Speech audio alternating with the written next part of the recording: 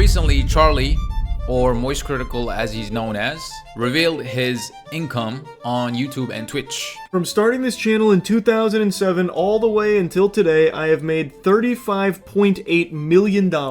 And it's safe to say that it was a crazy amount of money. Like change your grandkids' lives type of money. And I thought, why not share mine so that you guys can get an insight on what a creator my size realistically can make. And I can tell you that it's not even close to what Charlie is making. A lot of people think just because you get a couple of million views here and a couple of million views there, that you're suddenly Donald Trump, you know, bathing in money. In reality, that is not at all how it goes. I actually make a lot less than you would think. But if you click on this button right here, things get a little weird. According to YouTube, I've made over $200,000. Pretty good, right? Except that number is basically a lie.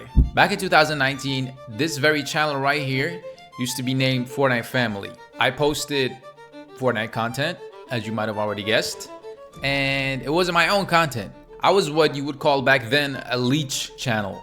I basically posted other streamers' content.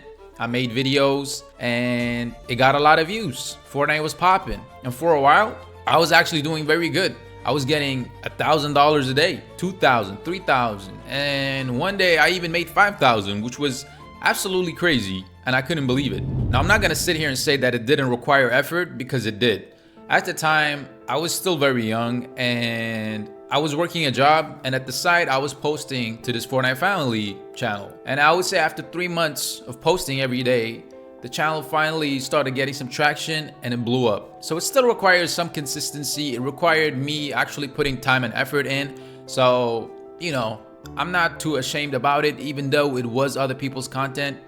At the end of the day, I was just trying to make some money as a broke kid living at my parents' house. And for a while, everything was going smooth. I was making over $10,000 a month. I was living at home as a teenager, and I thought I had cracked the code, or at least I thought I did, because at the end of the day, there was always a main glaring problem that I had to face, and that was that the content was not my own. I knew that, and I knew that it wasn't gonna last forever. I just tried to, you know, ride the wave while it lasted.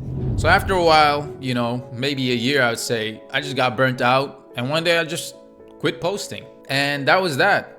And for a very long time, I didn't even touch YouTube. As you guys can see from this 3-year period, I didn't post. I just lived off of the money that I had made. And I tried to live, you know, somewhat financially stable life. I didn't spend it on any fancy cars or big purchases. I just knew that I would need this money to survive. And for a long time, I lived off of it, and it was good. And that brings us to present day Halsons. After what, 3-4 years, I decided that I was gonna start doing YouTube again. And the way that happened was I saw my brother started posting Amigo content and he was getting views and he was posting on TikTok. So I was like, okay, if he can do it, I can do it. I started my channel, I rebranded it into Halsons, and I simply started posting. And surprisingly, it went very well. The first week I posted on TikTok, one of my videos went viral. I hit 1 million views. And the very first months I started posting, I got insane success. A lot of views, the videos was doing well. I thought I was getting somewhere. But you know, like everything else, the hype dies down, the algorithm changes, and the grind kind of becomes painful. And so that's kind of where we're at. You know, I'm still going at it, not giving up. But today, I don't make a fancy amount of money. I mean, look at the stats for yourself. In the last, I would say 2 years, I probably made 11,000, 12,000 maybe. So you guys might see stats from creators like Moistcr1tikal and just assume that everybody's making money like that, but that's unfortunately not the case. So moral of the story is, I actually don't know if there's a moral of the story. But ironically, I'm actually more happy now than I was then.